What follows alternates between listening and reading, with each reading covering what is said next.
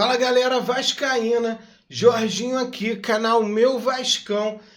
Vamos para o giro de notícias dessa manhã vascaína. Enquanto o Paulo Henrique fica tietando o Neymar, pedindo a camisa dele, entregando a carne, entregando ouro para bandido, a gente segue aqui no nosso sofrimento, na nossa sina. Vamos falar disso e vamos fazer o react também da coletiva do Bruno Lazzaroni, logo depois da vinheta.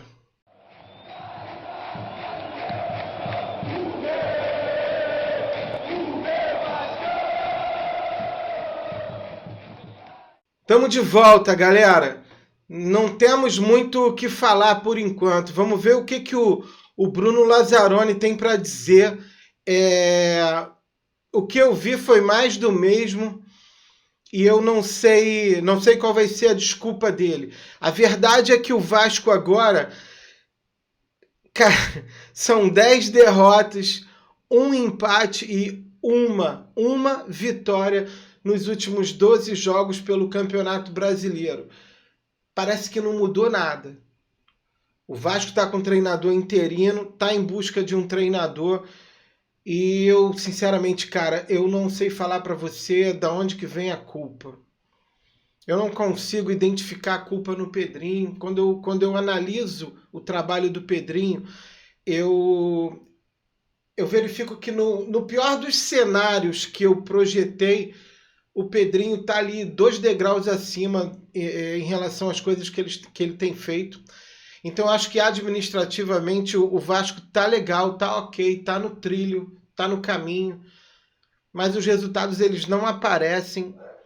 E eu queria até que vocês dessem a opinião de vocês, cara, porque eu tô meio perdido, eu tô sem saber o que dizer, porque eu vejo um elenco razoável no papel, de razoável para bom.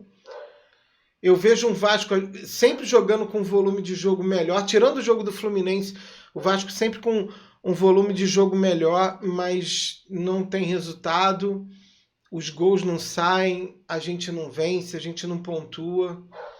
E não adianta, Thiago Mendes, você falar mal do Neymar, dizer que o árbitro apitou para o Neymar. A gente sabe que o Neymar eu não vou chamar ele de mau caráter, mas eu vou dizer que ele tem o caráter duvidoso, que ele tenta ludibriar, enganar, mentir o tempo todo. A carreira dele foi essa desde o início. Ele é mascarado, marrento, abusado, mal educado, mas isso não justifica. Neymar foi lá, meteu 2 gols no Vasco, saiu mandando a gente calar a boca e o resultado é esse. Então, Thiago, gosto muito de você, acho você um dos jogadores mais importantes do Vasco, mas não adianta. Agora o leite derramou, a gente não tem muito mais o que falar.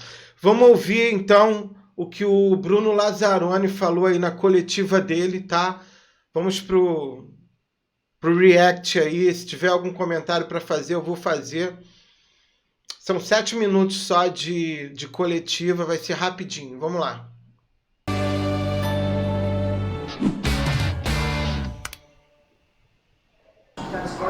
Bom, em relação às estatísticas, nos 90 minutos o Vasco teve o dobro de finalizações em relação ao Santos, também teve mais posse de bola, mas acabou saindo da Vila Belmiro com um resultado negativo. Queria saber por que você acha que o Vasco não conseguiu concluir essa vantagem nas estatísticas em chances de gol? Boa noite. Acho que tem sido corriqueiro, né? Se você for analisar aí nossos 4 jogos, incluindo hoje, todas as estatísticas indicam números melhores para a gente, mas só que a gente tem pecado na eficácia, né? Até fazer um comparativo, a gente teve uma primeira oportunidade muito parecida com o segundo gol do Santos e acabou que a gente não fez e eles fizeram.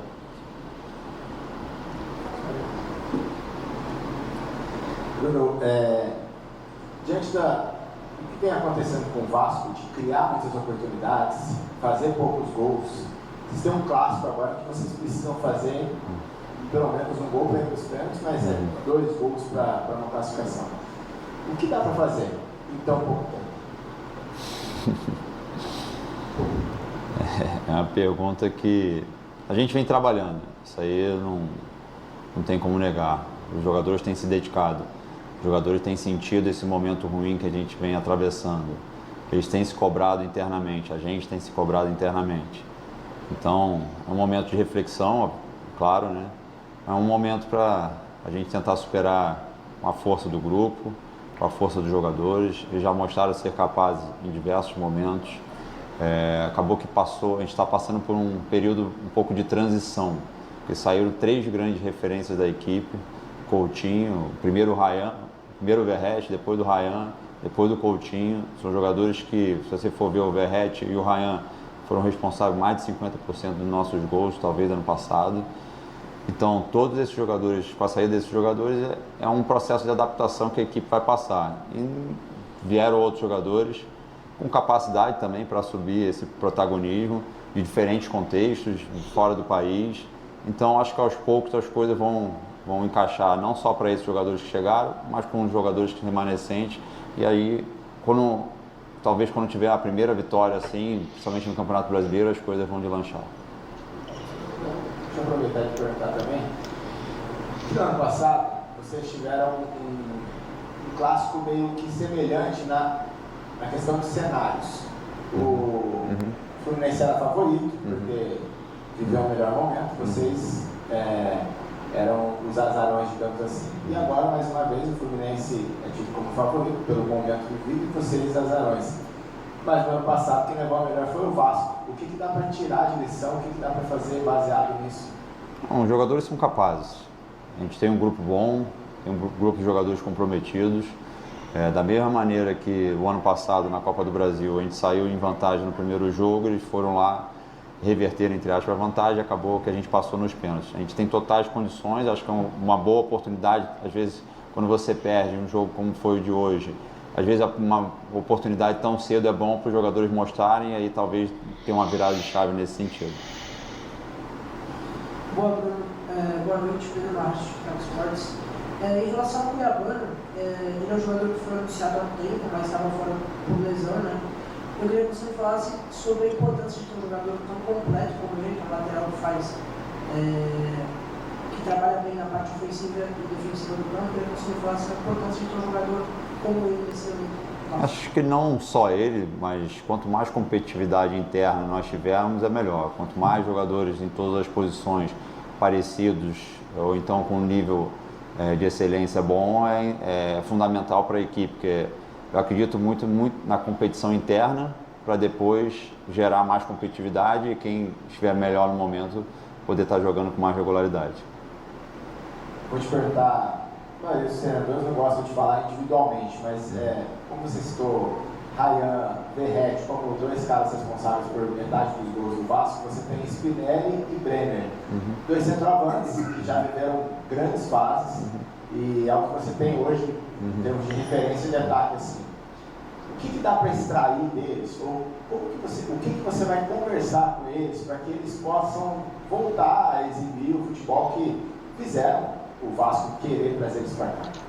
Então, como eu falei na primeira resposta, são jogadores que vieram de contextos diferentes, então acaba precisando de uma readaptação em diversas situações. O Brenner, se não me engano, veio dos Estados Unidos, da Europa, então já está um bom tempo fora do país. Ele não estava treinado, ele estava vindo de férias, então quando ele chegou aqui para a gente, ele estava num nível físico inferior aos outros jogadores. O próprio Spinelli, quando chegou, ele vinha de uma pré-temporada com o Independente Del Valle, mas ainda não tinha jogado. Então são jogadores que meio que estão trocando pneu junto com a competição ali rolando. E como eu falei anteriormente, a gente confia muito neles. Em certo momento as coisas vão se encaixar e eles vão ser protagonistas que a gente espera.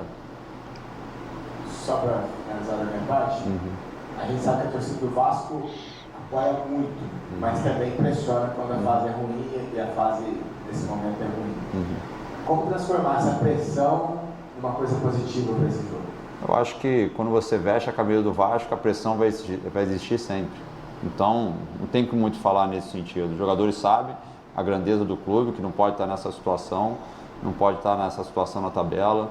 Então faz parte da pressão do futebol e eles têm coberto de razão de estarem chateados, estarem revoltados. Cabe a nós a gente superar esse momento ruim para voltar a dar alegria para eles. Só para finalizar mesmo agora de verdade. Para você, Bruno Lazarão, como é pegar o Vasco nesse momento? Porque o Diniz falava que o time criava, jogava bem, mas não fazia os gols e os resultados não vinham. Agora a bomba está na tua mão. Como é fazer essa virada de chave para que as coisas possam começar a acontecer? Eu ter tido essa oportunidade de estar dirigindo o Vasco da Gama numa competição nacional é uma grande oportunidade para mim, não só para mim, mas como para todos os outros jogadores que estiveram aqui presentes hoje. Eu acho que eles lutaram, eles correram, se dedicaram, mas não tem outra solução a encontrar, não tem outro jeito a não ser encontrar soluções internamente para que a gente supere esse momento. É isso, galera. É isso. A gente lamenta, mais do mesmo. Ele demonstrou insegurança, não falou nada que a gente já não saiba, não deu uma notícia interessante. Quando foi questionado, respondeu sem graça. Quando perguntaram o que ele podia fazer, ele riu. A gente precisa de um treinador. A gente precisa de uma nova mentalidade, de uma postura diferente. A gente precisa que o Pedrinho finalize esse processo da SAF.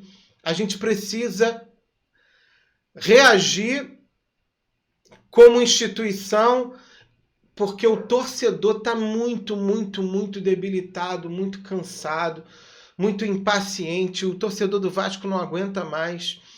Nos meus grupos de WhatsApp, os grupos de Vasco, todo mundo com os nervos à flor da pele, xingando, reclamando. E a gente sabe o que é, né? Na verdade, a gente só quer sorrir, a gente só quer vencer, a gente só quer comemorar, a gente só quer voltar a ter dignidade, voltar a ter orgulho de vestir a Cruz de Malta. É isso que a gente quer, não é muito que a gente pede. A gente sabe que título é difícil, que tem vários clubes de nível muito alto. A gente só quer estar entre eles, a gente só quer disputar as finais. A gente vai beliscar um título aqui, outro ali, mas a gente quer estar competindo de igual para igual. A gente não quer, na quarta rodada do Campeonato Brasileiro, ser o lanterna, cara. Eu não aguento mais isso. A gente está pior do que nos últimos anos e a gente projetou um 2026 lá em cima, lá no alto. Todo mundo aqui fez isso. Então eu não aguento mais, gente. Mas vamos seguir. Amor infinito. Vasco é resistência. Tamo junto. Saudações vascaínas. Fui.